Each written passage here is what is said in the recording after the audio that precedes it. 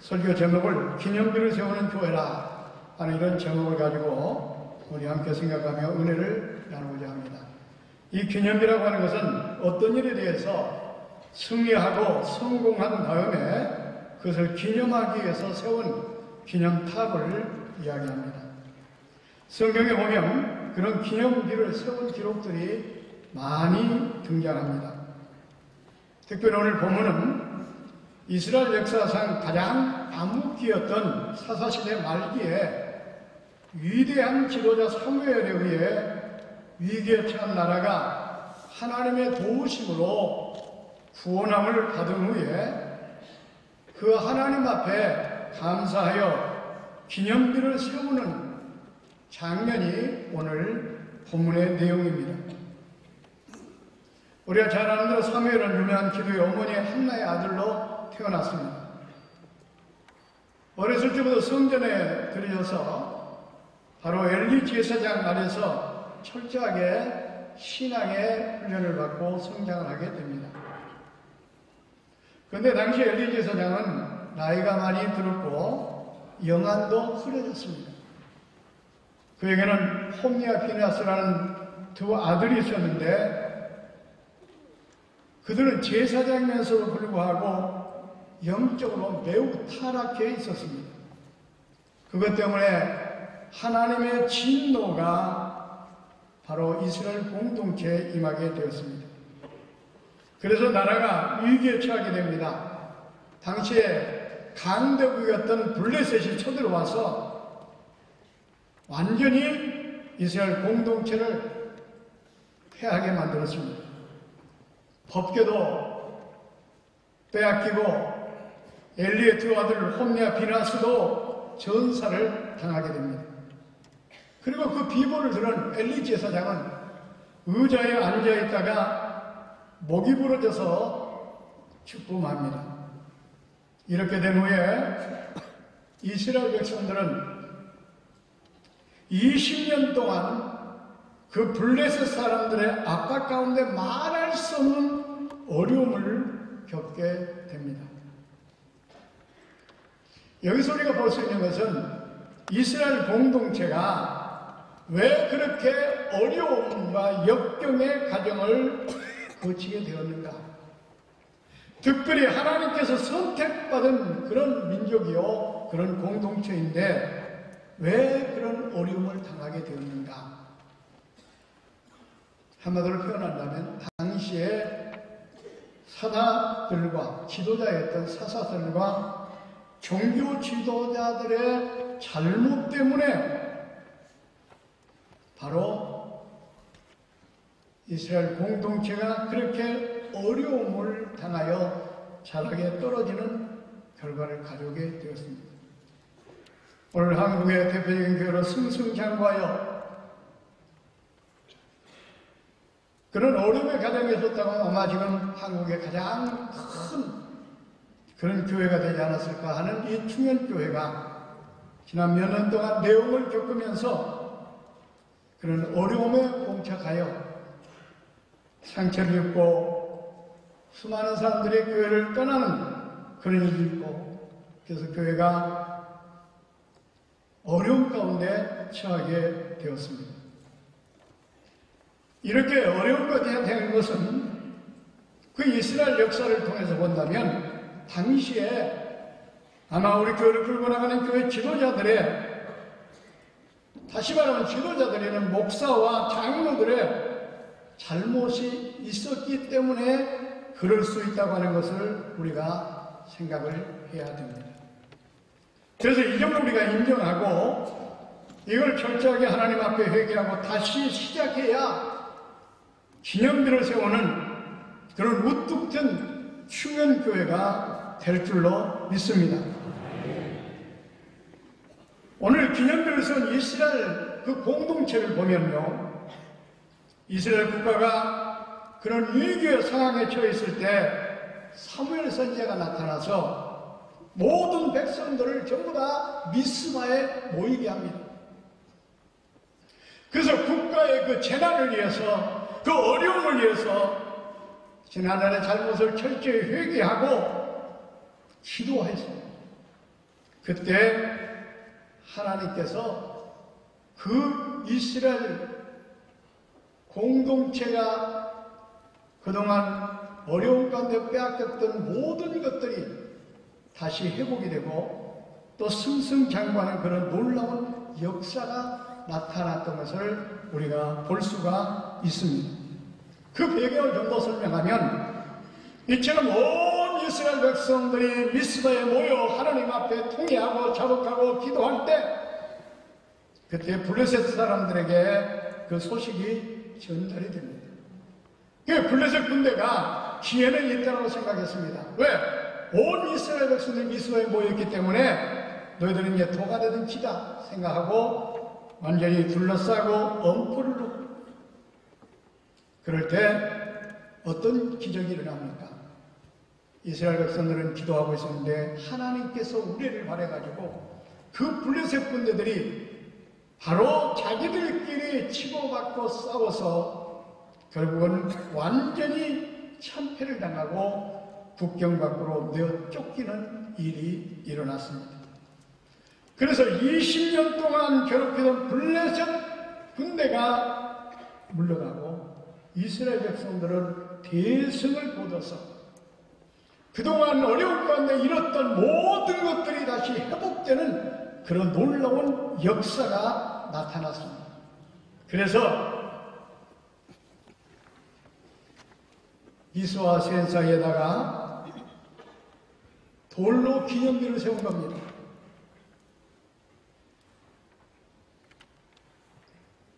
그러므로 충현교회도 이처럼 승리와 감사와 기념비를 세우는 그런 교회가 되시기를 바랍니다. 그러면 틀림없이 과거에 찬란했던 한국교회 대표적인 교회의 영광이 회복될 줄로 믿습니다. 이스라엘 백성들이 보십시오. 그렇게 승리하고 기념비를 세우고 나니까 그 다음에 하나님께서 어마어마한 복을 주시는 모습을 보게 됩니다. 오늘 다 읽지는 않았습니다만 12절만 읽었는데 13절에 가서 보면 그 기념비를 세우고 나니까 블레셋 사람들이 굴복하여 다시는 이스라엘 경내에 들어오지 못하였다 이렇게 말씀하고 있고 왜 그러느냐 하나님의 손이 사물에 사는 날 동안 블레셋 사람들을 막았기 때문이라고 이렇게 표현하고 있습니다. 또 14절에 가서 보면 블레셋 사람들이 이스라엘에게서 빼앗았던 성읍 에크론에서부터 가드까지 이스라엘에게 회복이 되었다라고 이렇게 말씀하고 있습니다. 다시 말하면 과거에 잃었던 모든 것들이 회복이 되는 그런 놀라운 역사가 나타났다는 겁니다. 청년교회도 그동안 어려운 가운데 잃어버렸던 것들이 굉장히 많습니다. 그러나 이처럼 기념비를 세우는 교회가 되면 그 잃어버렸던 것이 다 회복이 되어 한국의 최고의 교회가 될 줄로 믿습니다. 그러므로 한교상 목사님이 사무엘 선지자가 되어서 장로님들과 온 성도들이 혼연일체가 되어서 이스라엘 백성들처럼 기념비를 세우는 그런 교회가 되시기를 주의 이름으로 축원을 드립니다. 근데 중요한 것은 그 기념비가 에벤에셀의 기념비가 되어야 됩니다. 에벤에셀이 뭡니까? 하나님께서 여기까지 도우셨다. 우리가 잘나고 우리가 똑똑하고 우리가 잘해서 교회가 이렇게 성장한 것이 아니라 승리한 것이 아니라 성공한 것이 아니라 하나님께서 도와주셔서 이렇게 우리가 기념탑을 세우게 되었다고 영광을 돌리며 그런 기념비를 세워야 된다고 하는 사실입니다.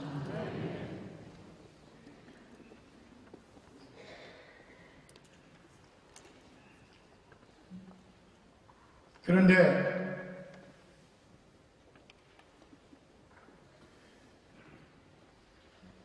오늘날 한국 교회가 문제가 되는 결정적인 이유 가운데 하나가 뭐냐면 하나님의 은혜 가운데 모든 일이 잘 되었으면 하나님께 영광을 돌리고 하나님을 위하여 기념탑을 세워야 되는데 내가 잘해서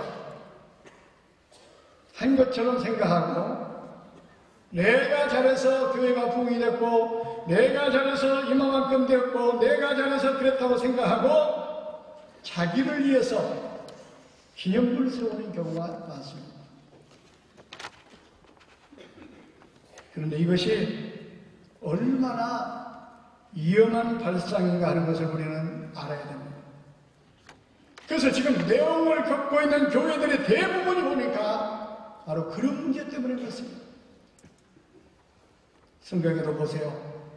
사울 왕 같은 경우 그가 기름 부어 왕이 될 때 성령의 감동을 받아 하나님의 은혜로 얼마나 승승장구했습니까? 근데 어느 시점인가 가서 교만한 마음이 그 안에 자리를 잡게 됩니다. 그래서 아말렉과가 나가서 전투를 했습니다. 물론 그 전투를 하는 과정 속에도 하나님께서 도와주셔서 대성을 거뒀습니다. 그렇다면 그 승리에 대한 기념비를 에베네셀의 기념비를 세워야 했습니다. 하나님께서 도와주셔서 이렇게 우리가 승리하고 대성을 거뒀다. 감사의 기념비를 세웠어야 됩니다. 그런데 감사의 기념을 세우지 않았습니다. 아말렉과 전투에서 승리하고 돌아오면서 그는 갈멜에 자기를 위하여 기념비를 세웠다는 사실입니다. 내가 전술을 졸라게 좋아서 내가 똑똑하고 내가 잘나서 이번에 전쟁에 승리했다.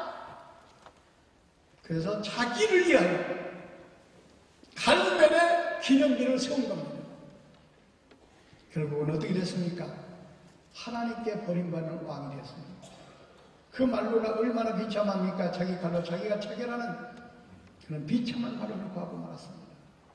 이처럼 우리가 기념비를 세우되 에베네셀의 기념비 하나님께서 여기까지 도우시고 그래서 하나님께 감사하는 기념비가 되어야 하나님께서 영광을 받으시고 또 그런 교회에 더 큰 은혜와 축복을 내리신다고 하는 사실입니다. 그러므로 중현교회가 에베네셀의 기념비를 세우는 그런 아름다운 교회가 되시기를 주의 이름으로 축원을 드립니다. 그러면 이런 기념비를 세우는 그런 교회가 되기 위해서는 우리가 어떻게 해야 될 것인가?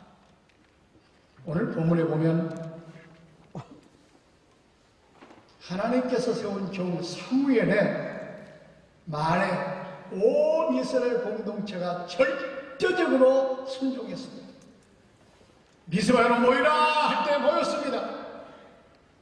금식하자 할 때 금식했습니다. 계단을 쌓을 때 계단 쌓았습니다. 기도할 때 기도했습니다. 한 사람도 거기에 대해서 토를 하는 사람이 없었습니다. 절대적인 복종이요 순종했습니다. 그러니까 바로 그 이스라엘 공동체 그 대승을 거두는 역사가 나타났고 그래서 에베네셀 이 모든 것이 우리가 했지만 하나님께서 도와주셔서 했다 해서 에베네셀 감사의 기념탑을 그들이 세우게 된 것입니다. 그러니까 감사의 그런 기념탑을 세우는 교회가 되려고 한다면 하나님께서 기름 부어 세운 주의 종의 말에 절대적으로 순종하고 복종하고 그 지시에 따라 기도하자 할 때 기도하고 헌신하자 할 때 헌신하고 하나님께 예배하자 할 때 예배하고 충성할 때 충성하고 이렇게 혼연일체가 되어 영광을 돌릴 때 하나님께서 축복하셔서 그 교회가 기념비를 세우는 교회가 될 수가 있다고 하는 사실입니다.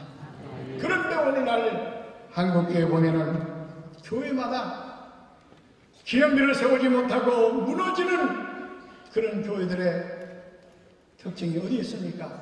교회 지도자들이 하나가 되지 않았습니다.